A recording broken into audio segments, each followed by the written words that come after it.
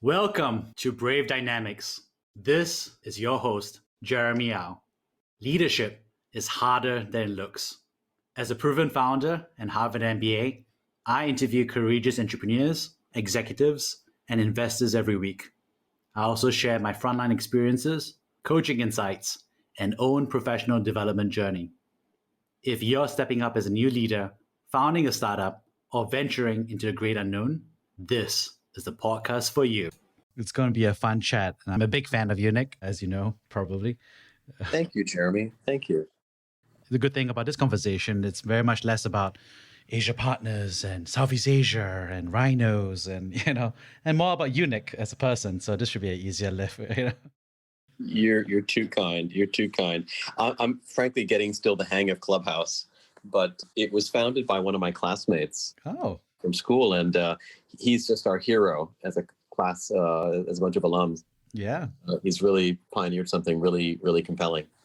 Yeah, it's going to be an exciting time as they figure out the monetization and fighting off Twitter and Facebook in time to come. Very much so. Very much so. Jeremy, before we jump in, tell me a little more about your background. Yeah, happy to share. So parents, Malaysian, grew up in Singapore, Standard Army, UC Berkeley. I interned at a startup in Germany. That was fun. And then a startup in China in EdTech, Series A. And then went on to work at Bain across Southeast Asia and China. Lovely. Lovely. And then bootstrap a social enterprise to profitability, a couple hundred clients, and then headed off to my successor, Harvard MBA. And then there I built a second company in early education from zero to pre-seed to seed to Series A, and then sold it. And I was chilling last year as the GM. And then after that, Peng from Monk Hill asked me to come in to lead strategic projects for them as the head. So. Oh, I'm really happy to hear that. My wife and I are LPs in Monks Hill, so we're thrilled that Peng is bringing on great talent like you. That's wonderful to hear. Yeah, they only have good things to say about you as well. So. Oh, well, that's awfully nice. Peng is a really good friend. He was just at my home for Sunday brunch. 3 weekends ago. So. Oh, that's always the best. Big fan. He's such a wonderful person. He was trying to design a sound system for our house. As you know, Peng is a complete audiophile. I mean, like an absolute audiophile.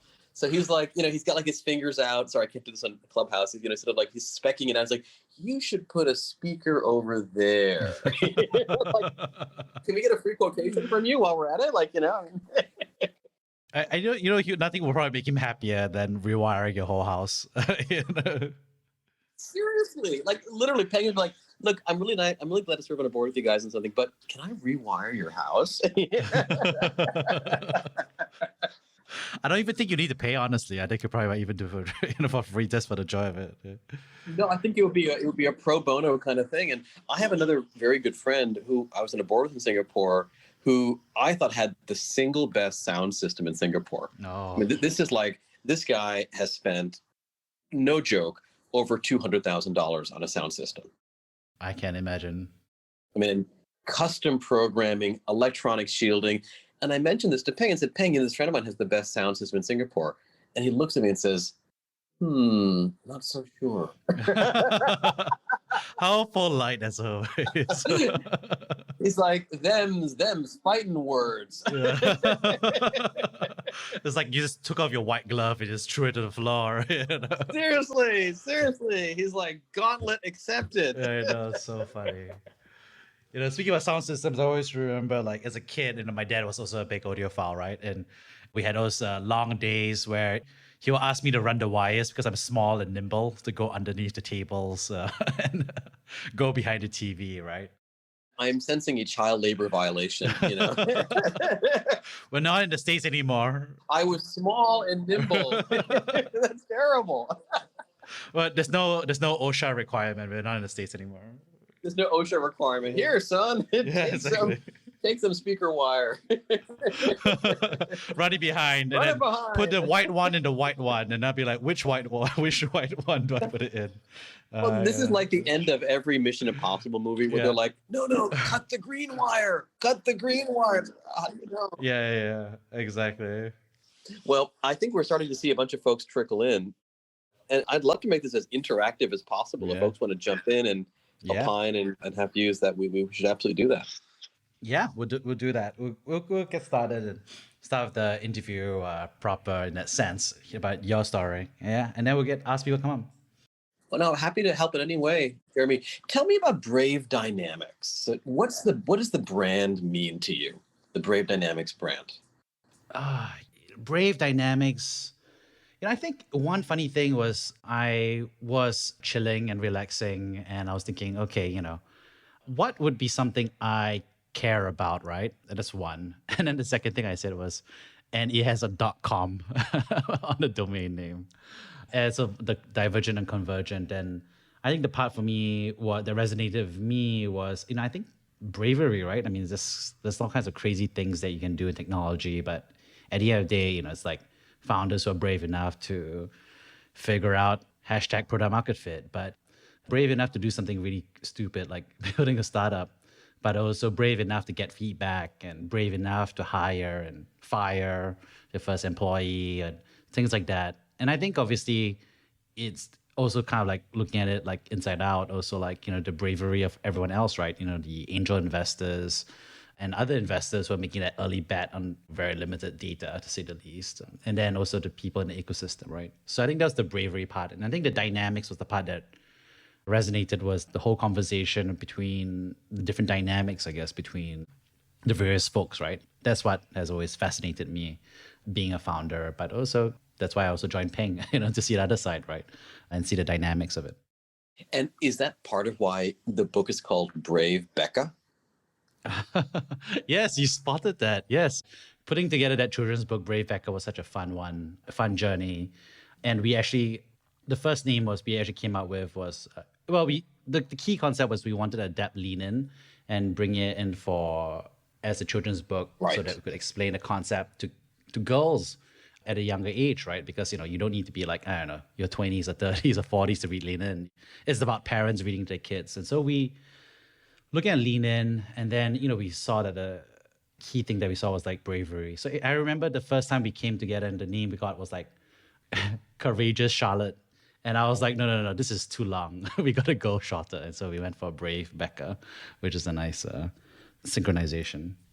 That's wonderful. Yeah. So what do you want to be, Jeremy, when you grow up? When I was a kid, I wanted to be a vaccine scientist and researcher and a poet on the side. Wow, you were eerily prescient. Yeah. What else have you been predicting for the next 20 years? Now I had to one scratch my head. We better write this down. I know. You're literally like the who was the guy that had those predictions in Russia? Not Rasputin. There was like this guy that had these views of what the world would happen. But anyway, please continue. Sorry. Yeah, vaccine scientist and poet on the side. That was in secondary school. Yeah, I think along the way I went to undergrad, and funny story is like, long story short is I pretty much like was in the bottom 1% of junior college. So there went my dreams of doing that stuff. I also realized that I wasn't in to be an introverted scientist in that sense. And then I went off to UC Berkeley, and my friend was like, you got to check out this social impact consulting club. And I was like, oh, okay, I don't know what consulting is, but I like the social impact side of it. And it was a very selective club, very tough interview. And the first interview they gave me was a case interview, was, Jeremy, if you had 100,000 doses of vaccine, how would you distribute it across the city? And I aced it, right? Because I knew everything about vaccines and I knew nothing about consulting, which they would discover very shortly after I got into the club. But that's how I got started in the consulting side. And then I ended up getting rejected by Gates Foundation and Bridgespan Group because they didn't take non-Americans. So I went to Bain as my third choice, to be honest. Anyway, that's a funny story about how I ended up not doing vaccine and ended up going to consulting. Interesting. Very interesting. Yeah. But Nick, how about you? Your story. So, well, everyone knows of you. So anybody in the know knows of you. But I don't think many people know you, right? So where do you begin the story? Do you start the story from Harvard University? Is that how you start a story at university level? Or how do you start? No, actually, that's probably the wrong place for me to start the story. The right place to start the story is a few generations ago, because I think what's so not often talked about, but is really fundamental to our values and our ambitions. And ambition's a good word, not a bad word, is the longer story arc of our families. And of course, when we think about families and business, we think about the very large family businesses. But actually, on a logarithmic scale, every single one of us is part of a family journey, most of whom involve folks who were farmers or fisher folk or other folks basically living off the land and the oceans, just as recent as in some cases 2 or 3 or 4 generations ago. My grandfather grew up on my dad's side in a farming family in India. And I emphasize that because that's really where the story begins. Through hard work, through enormous self-discipline, and a real focus on his part to getting an education well before the British handed India back through the independence movement, he really trained himself to become a professional, an engineer, eventually became the CEO of a number of factories, of textile mills in India. That in turn gave my father the opportunity to get an education. He went to IIT and eventually came to America with just $400 in his pocket. In parallel, on my mom's side, she had come from a slightly more affluent family, but not dramatically so. Her father was an entrepreneur who built a number of very special buildings and structures in Bombay, served as the Rotary governor for a region of India, and she became a physician, the very first, certainly, woman in her family to become a physician. And we ended up having a chance to move to America because way back in the 1970s, a couple of years before I was born, America was actually handing out green cards on arrival if you were a doctor. So the combination of my dad coming with $400 in his pocket and an IIT engineering degree, and my mom having the opportunity to basically give our family permanent residency in America because of her medical degree, made a whole new generation's journey possible. And they worked so incredibly hard in their lives to give us, our generation of my siblings and I, an opportunity to likewise to work hard ourselves, to get an education. And all those things, I think, really, none of them would have been possible had it not been for the extraordinary efforts of our 4 grandparents, multiple grandparents over the years. So the journey, like so many people on this call, really is a multi-generational story of working super, super hard, saving, focusing on education, and in many cases, trying to sort of think about what might be next, both geographically and in terms of profession. I had the enormously good fortune to have the opportunity to move to Singapore in the middle of my career. I was in my mid-30s. I had just about crossed the 6 or 7 year point at a global investment firm called General Atlantic, which has become a really wonderful and very large firm over the years. And they wanted to start a Singapore office. I came out over here, I co-founded it, and I ran it. And we built up a great team on the ground, began looking for companies, and then had the double good fortune to invest in a company that used to be called Garena back in 2013 and 14, and today has been renamed C. I was part of that decision as well.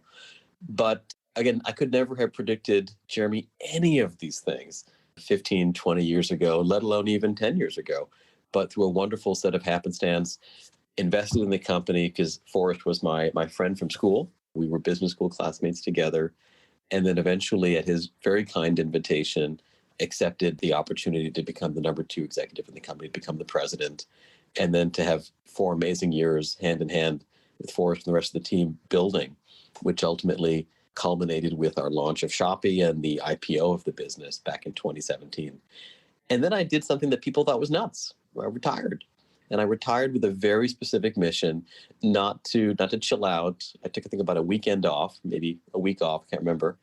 And along with 5 other friends, formed a private equity firm, which was the intention all along. That's why I retired, to take the equity that I had earned in C over the years and to really redeploy it back in the next generation of up-and-coming startups in Southeast Asia. And that's been such a treat to be able to take, a lot of the mistakes that I made at C, the learnings I had, and to try to share those in an efficient and a helpful way with the next generation of founders that are building wonderful companies here in Southeast Asia. And that brings us to March 12th, 2021. Talking to you, Jeremy. Amazing. I love that story. I love that you begin with your family, right? I have a similar journey where if my grandfather on my father's side hadn't decided to leave China, and funny thing, his boat was supposed to go to Central America, but his boat was late. So he decided to saw a ship in the harbor that was going to Malaya, and he swapped his ticket because he didn't want to wait. And that his journey, and he founded some businesses as well, helped educate my father, who in turn helped gave me an education to get where I am today. So I love what you said about family, Nick. Just want to say that. It's super, super important. I think the more we think about all the happenstance and all the incredible heavy lifting that's been done by our elders and our previous generations, number one, it reminds you every day to be humble. And number two, it really forces this wonderful ongoing glow of gratitude that we go through our lives with. And I think the more grateful we feel in a weird kind of way, the more we also want to help other people, because you suddenly realize that, it really is such a joy to teach, to share, to give. And I know that sounds incredibly eat, pray, love, and sort of, motherhood and apple pie. But the reality is actually that is probably the only true sustainable source of happiness, is trying to sort of be grateful and trying to help other people along the way. That's so true. Nick, I'm just kind of curious. When growing up, did you hear any stories about your grandparents and how they were like entrepreneurial? Like any stories that you remember? Well, there's a really great one, actually. And by the way, I just see so many wonderful people that have joined us. JL's on this call, Heon, so many others. Hi, Kayla. Nice to see you on the call as well. A lot of folks from the community, and we can be efficient with everyone's time. If we run out of stuff to talk about, we'll let you get back to your Friday night evenings and dinner. But I'll tell you a great story. My grandpa, my father's father, had literally no money. So typical of all of our grandparents or great grandparents, all of us growing up here in Asia. But he had a determination to get an education. And back then, if you were in the textile industry, the single best way to learn the trade, because it was still a very North American business, was to go to Boston, of all places, Boston. And it turns out that actually Boston had a thriving textile industry, so thriving that actually there was a company called Berkshire Hathaway, which was a textile company, which probably was the worst investment Warren Buffett ever made. But he kept the name for nostalgia's sake and built his incredible empire on the basis of that brand name, but not necessarily that business. In fact, Berkshire Hathaway was a New England textile mill. But my grandfather had the notion that if he wanted to learn the business, he'd want to go get a degree in textile engineering. And the best way to do that was to go stateside and learn from that. But he didn't have any cash. So what he did was fascinating. He convinced a mill owner in Bombay to basically pay for his transit in exchange for working, and got himself a ticket to go there. And then in parallel, simultaneously got himself a job at one of the mills that could cover some of the tuition and expense while he was studying. And then to go one step further, this is just a great example of how entrepreneurs figure things out. At one point, he said, I can learn a lot in the classroom, but I really want to learn from how this business is run. So would you mind, and I think he might have even asked them to maybe just pay him a bit less, would you mind that after everyone's gone home, I can sit and I can read through all the board papers? I mean, if there's anything terribly sensitive, leave it out. But I just want to learn how you actually run this business and let me study it. And they gave him the opportunity to do that. So he literally went and kind of reverse engineered the textile business and then came home to Asia to go run those companies for the next 20, 30, 40 years of his life. And that was just so incredible because a lot of knowledge is actually out there. And if you're willing to subjugate your sense of title or your sense of current compensation or whatnot, just to learn it in a really practical way, then you can apply it for the rest of your life. And there's a lesson, I think, for myself and all of us in that really cool, almost educational growth hack that he discovered. Amazing. What was it like listening to those stories? How old were you? Were you like teenager? Were you younger? Did you hear it from your grandparents or your parents? What was it like? I had the very good fortune to have my grandfather alive with us on my father's side well into my 30s, which was super fortunate. So I got to hear many of these stories for decades in different iterations and different flavors and different nuances. And with him, I went to the village that he was born in and grew up in. It's a very, very small village in central India called Arundel. And most people on this call have certainly not heard of it. India has probably 1 million such villages of any different shape and size. But we went back and we saw where he grew up And what you realize is such a sense of place and origin, but also what you realize is how difficult it is to break away from that and to create a new life through education, through savings, in some ways through entering the world that all of us here in this Clubhouse chat take for a complete granted, which is sort of a more meritocratic, skills-based world of service businesses as opposed to sort of toiling the land. So it's really cool to be able to go back and see where we all come from and to be all the more grateful for the opportunities we have to go somewhere else. Tell us more about that place. Was it like a sunny day? Was it raining? What did it smell like? Tell me more. The sad thing, Jeremy, about poverty on a global basis is how banal it is, how quotidian it is. It's a bit like the Russian author said, every happy family is the same. Every unhappy family is unhappy in their own way.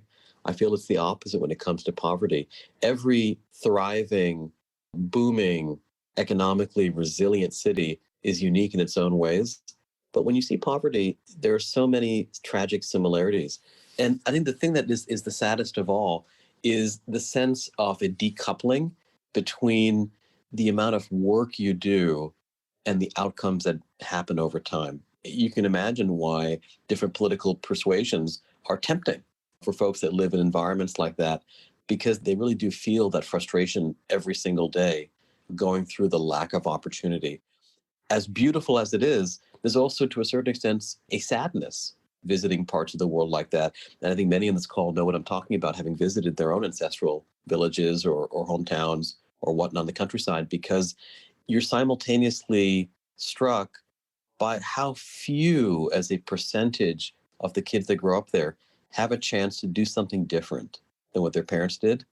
At the same time, you're suddenly struck by the fact that the process of being one of those few is, although definitely enabled and enhanced by hard work, it's so random and so luck dependent that it can be more than frustrating, it can be downright depressing. Now, I was inspired and just thrilled and grateful to have had a chance to go visit that place. But what I think it does reinforce for all of us, though, is that sense of purpose, that sense of sort of mission, which is how do you create the greatest amount of opportunity, not just to earn a better living, but to actually become the individual you're born to become for as many people as possible, because that opportunity is denied to a very large chunk of the roughly 8 billion of us on this planet. And it's something really worth figuring it out. Yeah, that's so true. That brought me to my ancestral village, I guess. And it's a Guzhen near the Zhongshan, is in Guangzhou, China. And it turns out to be now the lighting capital of the world. So all the lights, chandeliers are all manufactured there. And I too got a sense, I was like, whoa, my life would be so different if I was here versus my grandfather's crazy decision to leave, right? Why did he leave, Jeremy? What was it that sort of struck him to say, gosh, let's try Singapore? Well, I think it was more of a push because at that time, he was born in the last few years of the Qing dynasty, right? And then he saw like the fall of the monarchy. He saw the rise of the warlords. He saw the rise of the nationalists and then the civil war. So he grew up, I think as a kid, I didn't really understand this, but as I get older, I was like, and I watched these documentaries, I was like, he grew up to a steady drumbeat of insecurity and war. And he said, in his late 20s, he basically said, well, I'm going to build a better life somewhere. That's why he wanted to go to Central America. And he ended up changing his ticket, right? So I think it was very much a push rather than a pull, I would say, and as evidenced by him just changing his ticket, right? Fascinating. Yeah, and I think to me, when I think about that story, it makes me very empathetic because today he'll be considered a refugee, right? Because he's leaving a politically and militarily insecure area, right? So that's something that I do think about a lot. And I think a lot of people look at refugees, for example, and the first generation and say, yeah, they're not educated or less educated than where they're arriving. There's not much they can carry on their back. But as someone who's a third generation from his choice, I'm as assimilated or native as you can be, right? And I sometimes look at my friends who are thinking about these things and I'm just like, whoa, we're probably only no more than 3 generations out, right? From being an immigrant, right? So. Well, it's so interesting that you say that because there's a saying that oftentimes family fortunes are also lost in 3 generations. So it's interesting that when many people say we're all just 3 generations away from starting ground level, that's probably bi-directional to a certain extent, which sort of basically says that there's a constant discipline involved in basically staying relevant and giving ourselves and our children the opportunities to really shine.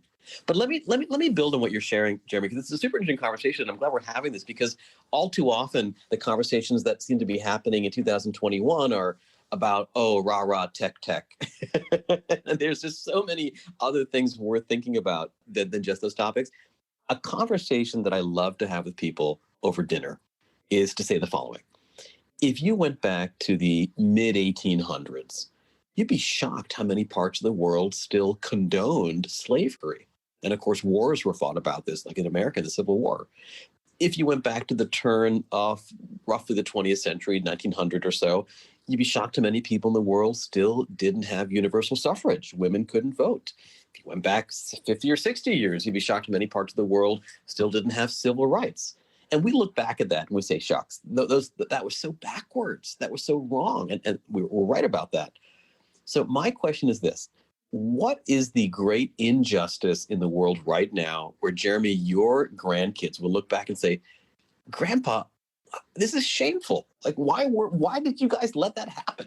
Why was it our generation's responsibility to fix that on behalf of you guys? So what would be your answer to that question? So many things. I think the one that I think is going to be is like immigration and the search to be in a better place. I mean, I think the impermeability, or the walls around borders is actually a really relatively new thing, right? I mean, like my parents, they were able to travel the world, like the visas and all these other stuff. And I think people were much more open to the free flow of people around the world, right? In search of a better life, right?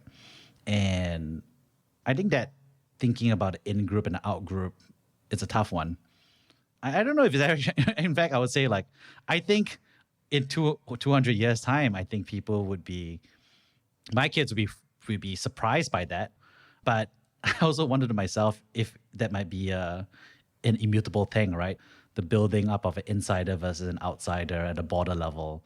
I don't know if it's going to go away. So to take the opposite tack, I think my children will be surprised by it, but it may still be true. It'll just be a new definition of insider versus outsider. That is so interesting. In fact, it's funny, Jeremy, you mentioned that. One of the most thoughtful responses I ever got to that question was from an academic, a very senior academic, who told me the existence of national borders, in his mind, is the greatest injustice in the world right now. Because why should it matter what country you happened to be born into in terms of deciding where you want to live, what opportunities you want to have? It's a fascinating question, and there's lots of political ramifications in all directions. But like you, he had a very similar answer, which is kind of fascinating that you both had the same choice. Neat. How about you, Nick? You've asked this question a couple of times, so you've got a point of view as this one, right? So I got to hear it.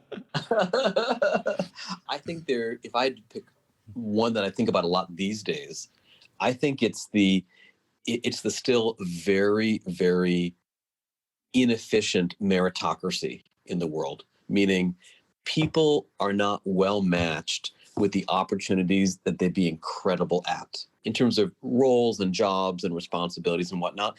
And that may seem like a very prosaic kind of work answer, but truly a huge part of what we do in our lives is our work. It's what we create in our lives in addition to our families.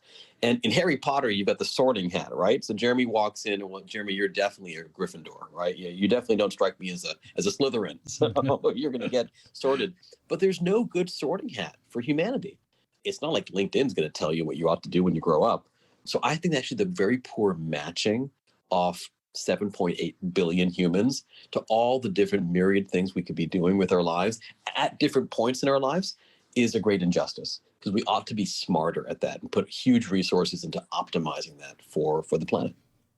Yeah, that makes a lot of sense. And I actually totally agree with you. I think we look at education and we just say it's okay if not everybody has this education. And I'm just like, whoa, there's so much human potential, right? And I have a 4-month-old daughter who turned, and I look at her and it's like, she could be anything. And I'm lucky and she's lucky because she has parents who have won the educational lottery and are willing to do everything to fund her ability to climb the educational ladder and be matched to whatever job that she's going to be the best at, right? But this is an interesting conversation to have, Jeremy, because there's a terrific thinker out there, very sharp, named Peter Turchin, Turchi. And I encourage everyone to go look this guy up. He's a sharp guy. He fancies himself the modern day equivalent of a guy named Harry Seldon. Harry Seldon is a fictional character in Isaac Asimov's Foundation series. And some of you have read this from the 1960s and said it's one of the all-time great science fiction trilogies.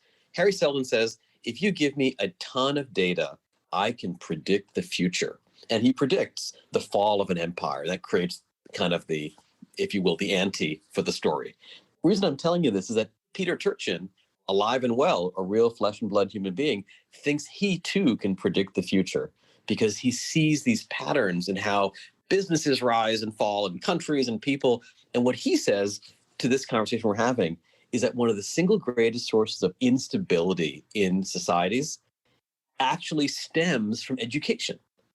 And it's not the lack of education. He says it's too much education. Now, before you think I'm going off my rocker and saying this, here's what he means very specifically. He's defined a term called elite overproduction. When too many people all have MBAs, but there aren't enough things for them to do with that MBA. Too many people all get law degrees, but there aren't enough things, and they all just start suing people. So I think what's super interesting about this challenge that we're dealing with, and by the way, technology can be very much part of the solution, is part of it's the education, but part of it is the offtake. What do you do with those people? How do you help them find meaning with the educational ladder they've climbed up? That, I think, is a still very unsolved problem. And the answer can't possibly be they should all just watch Netflix, as good as Netflix is. I think we've got to be a lot more sophisticated about matching those trained people with tasks and projects that are just really interesting. And I think we're really bad at that right now as a species. Yeah, and that's really true. And you and I, we both won the educational lottery that way, right? 100%. So UC Berkeley, then Harvard MBA for myself, yourself Harvard and the Stanford MBA. So I'm just kind of curious, obviously I have my point of view as well, but when you entered like Harvard and Stanford, you entered the Golden Gates, I guess. And do you sometimes struggle to explain your experience at that place with other people who never got a chance to think about it? So because I sometimes struggle with that, it's hard to explain what's inside rather than for those who have never seen the inside. You know, it's an interesting question, and I'll just give you the honest, brutal answer. I try to think about having gone there as little as possible, and I barely ever mention it to people for one simple reason. I just feel so fortunate to have gotten a good education, but I don't want those things in any way to define who I am, most of all in terms of my own self-definition, because that's the simple, slippery road to a sense of elitism or even worse, resting on laurels. So I think if you have that sort of self-built, it's more than humility. It's a disregard for those things because they shouldn't be how you define yourself or get comfortable with the feeling that you've done something useful in your life. So I got to tell you, I don't think much about them. I have a T-shirt from one of those schools, and I'm kind of embarrassed to wear it because I feel like it would be sort of like, I don't know what's the word for it. It would be sort of like the wrong value set.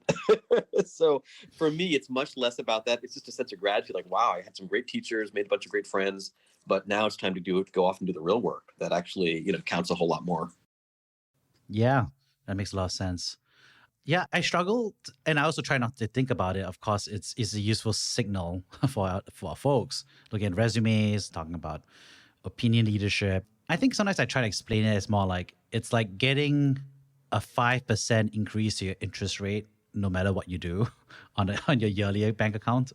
Because once you get in, it just keeps accreting, right? And it's not obvious in the short term, but it's invisibly working in the background all the time in terms of network, in terms of what I learned, in terms of the skills I gained along the way. It might, but I would also argue, and again, this may be controversial, for many folks that go to institutions that have some degree of sort of brand, it's also a negative 5% inhibitor because so many people exhaust so much energy in the application process and whatnot that to a certain extent, they're like, oh, okay, great. done.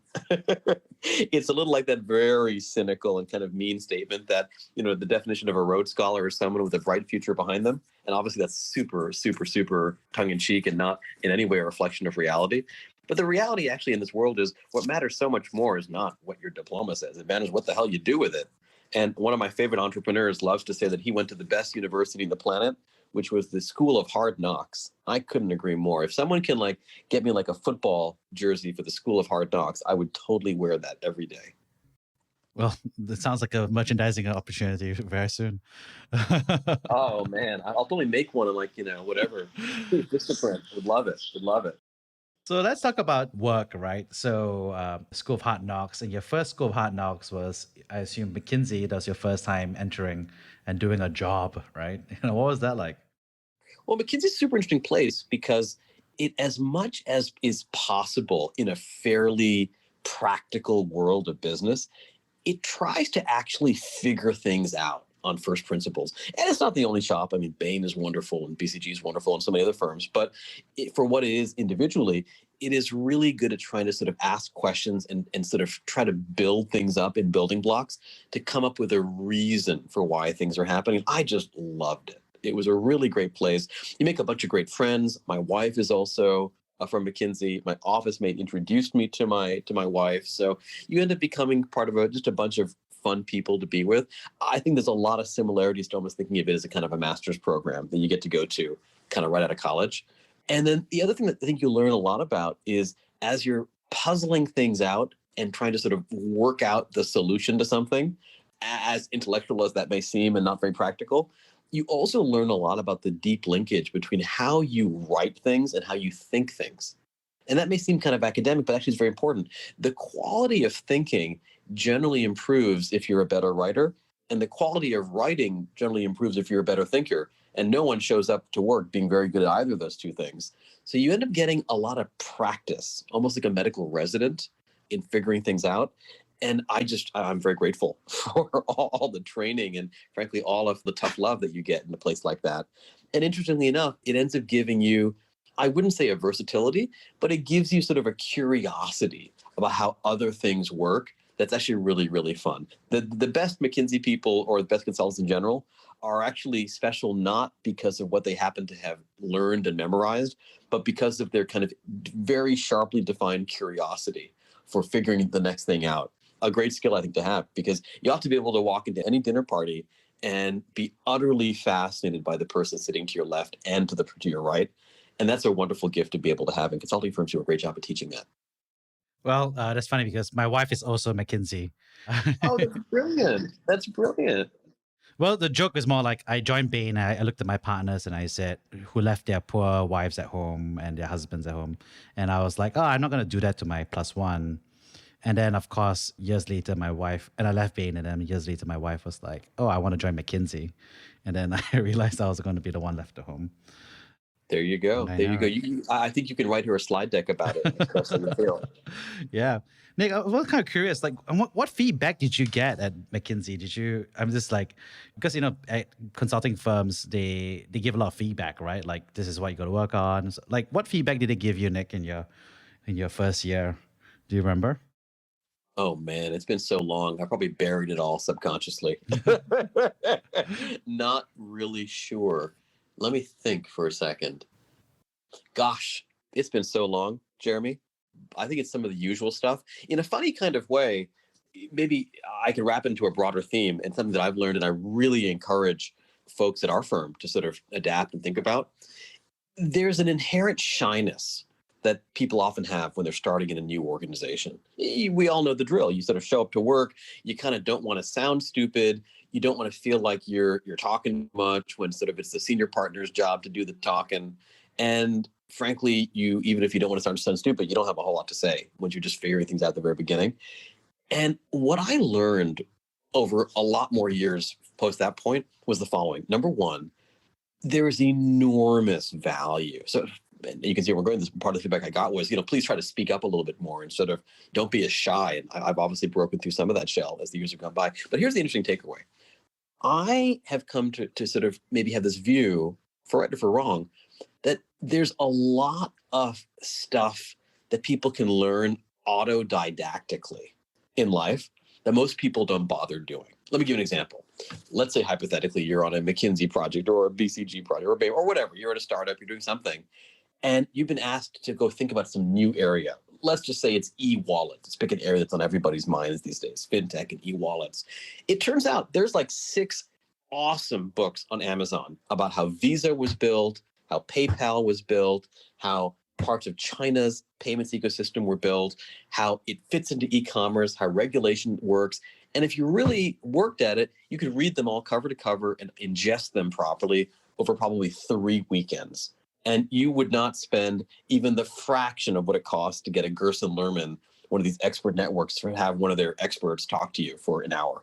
You would literally spend about $87 on Kindle expense, and you'd walk out really knowing a lot.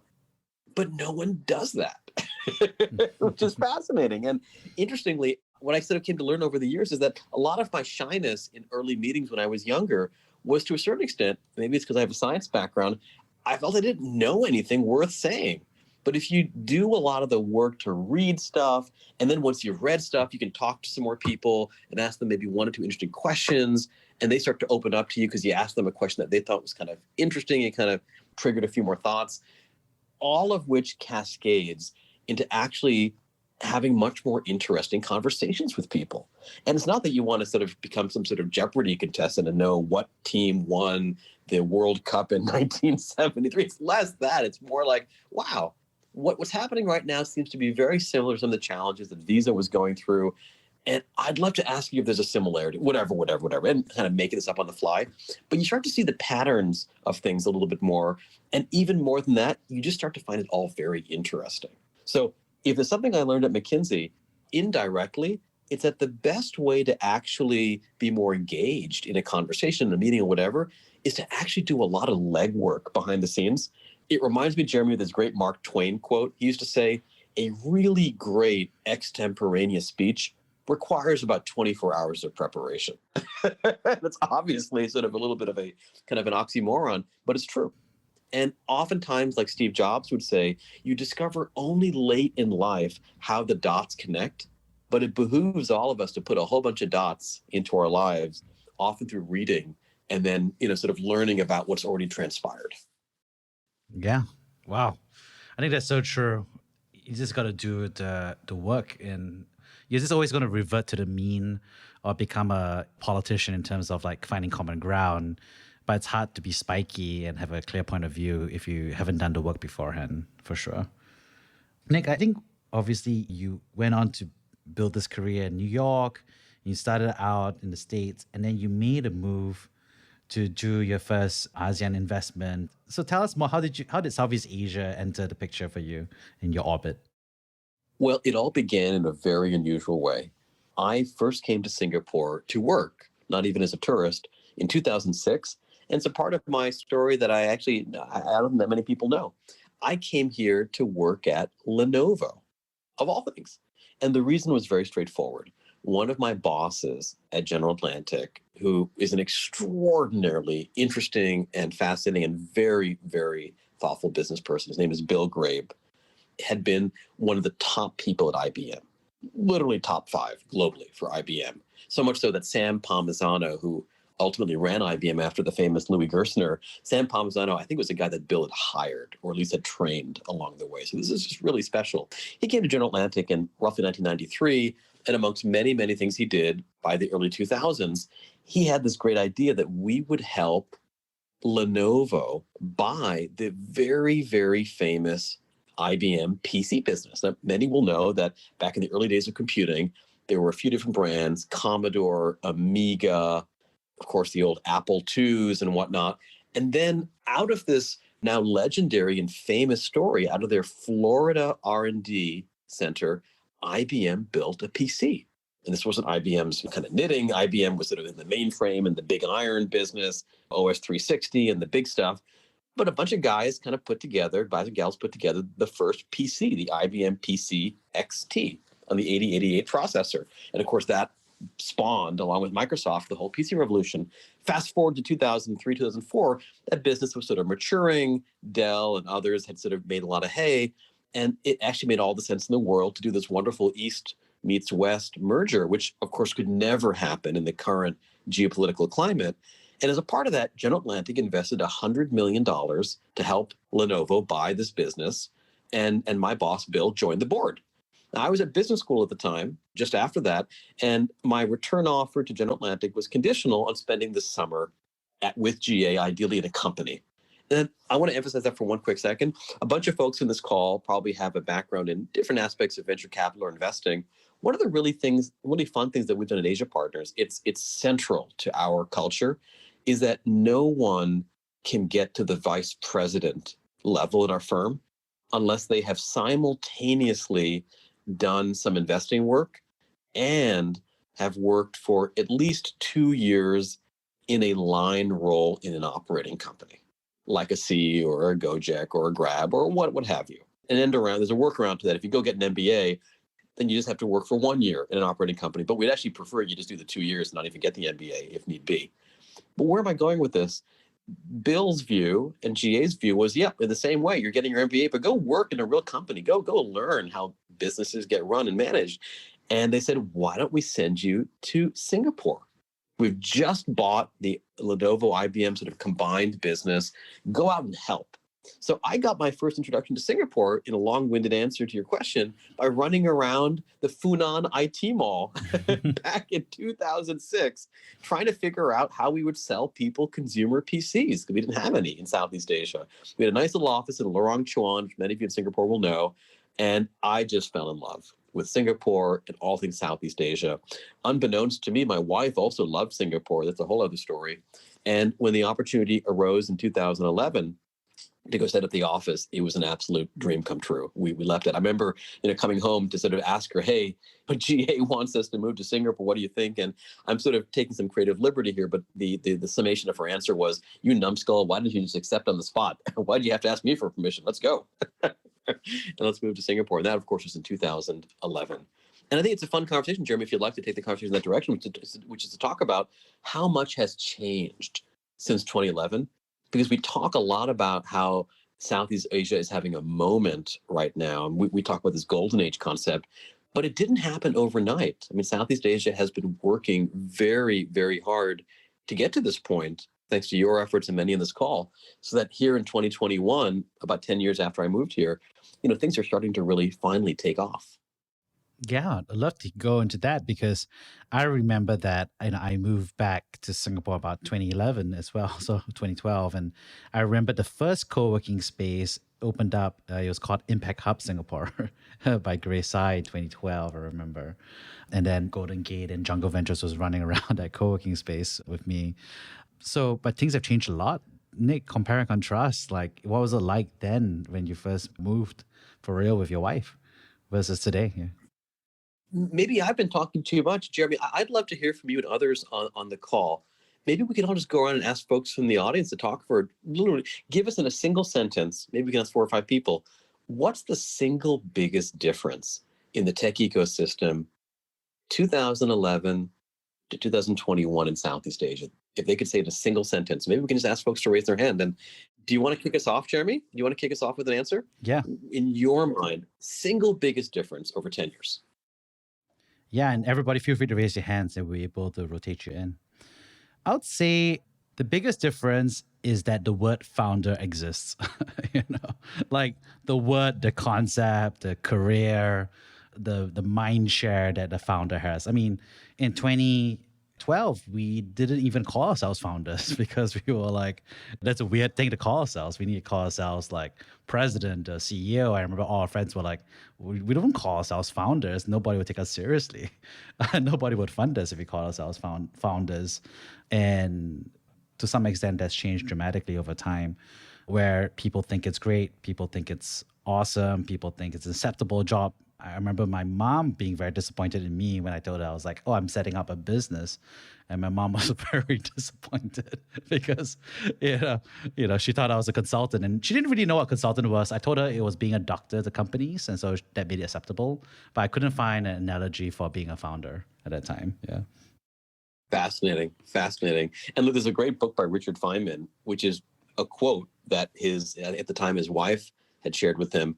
What do you care what other people think? And to that, to a certain extent, is worth of some conversation with the group, because I would say, at least here in Asia, we think a lot about what other people think, especially our parents. And it's fine to think that way about ethics and morality and values. But in terms of like pursuing a path of creating beauty in this universe, why should you care what other people think? A great question to think about. But let's ask some other people to say, what's the single biggest difference over the last 10 years? Yeah, Melvin, you go ahead, and then Oliver, then JSP. Hey guys, thanks for a really awesome chat. I enjoyed every minute of it. Did you say 10 years or 20 years? Because I heard 2011 versus... Oh, wait a moment. It is 10 years. Oh my God. I wanted to answer this question because I was... Hey, Melvin, by the way, we have an amazing ed tech company that focuses on math. If you ever want a discount code... No, I'm just kidding you. I'm just kidding you. Fire away, my friend. I really wanted to answer this question because I was thinking about this very recently, and I'd say the biggest difference is the unicorn expectation. In 2011, I just founded my first startup, and we exited to Ruckus in 2013. And back in those days, like that small little teeny weeny exit was like really celebrated with family and friends. But today, if you're not doing a unicorn exit, you're like, don't bother. Super interesting. Thank you, Melvin. Oliver, you want to go next? Hey, thanks, Nick. Thanks, Jeremy, for bringing me up. I think for me, the biggest difference is just the explosion of product and engineering teams based out of here in Singapore. And I think the reason that really matters is not only does it build a culture wherein people are just like experimenting and launching stuff, not just for the country, but for the region as well. Great example is how like new products like Google Pay for India and now in the US are partly built out of Singapore. In addition to products, that also creates like a cool pipeline of like founders, right? Because eventually everyone will either start a startup or work in a startup. And I think it's a big major change. I was first in Singapore in 04 or 08. My first job was here and I was working in marketing analytics. And one of the biggest problems we always had was like building all of our data pipelines and build really cool software. And now I think that's less of a problem. And I think it's been a great change, a great shift. Looking forward to see how that exponentially scales in the next 5 years. Super interesting. How about JSP? Thanks, Nick and Jeremy, for having me up on stage. For most of you who actually have never met me in person, you might remember me from Tech in Asia in 2019 in Jakarta. I was the guy that won Nick's T-shirt for having been to the most cities across Southeast Asia. Of course. How have you been? Oliver says hi, by the way. Oliver says hi. Yes. I sent him a congratulatory note the other day for your raise. Congratulations as well. Very kind. And I think the biggest difference in the last 10 years, it's possible and people are talking about it. I remember being in Bangkok in 2012 and people were saying to me, like, what are you doing out there? Like, everything is going to be in Silicon Valley or it's going to come out of China or India. There's just nothing going to be there. And you fast forward 10 years and now we've talked about how many unicorns and where are they going to go public and when's the next one coming up. So I think to me, the biggest difference is, like you said before, there's rhinos out there and we're excited about seeing the next one come through. I think I've been muted by a moderator. So maybe that's my cue that I'm talking too much. No. Valerie, should you go next? Hi, Jeremy, and thanks, Jeremy and Nick, for bringing me up. I have two differences that I want to share. The first one is the amount of venture capitalists in Vietnam. That's where I'm from and based in currently. I talked to a few industry veterans, and the time that I was in college, there was only one Vietnam fund, venture capital fund. But now we have at least 4 to 5 VC focusing on Vietnam, and have headquartered in Vietnam. And I can think of if every single VC fund in Southeast Asia has Vietnamese associate or Vietnamese representative, which brought me opportunity to join VC industry as well. And the first company in my portfolio just made the first Vietnamese startup to be accepted to Y Combinator. So very exciting. And then the second biggest difference is now coming back to Vietnam to work is not considered like a loser anymore.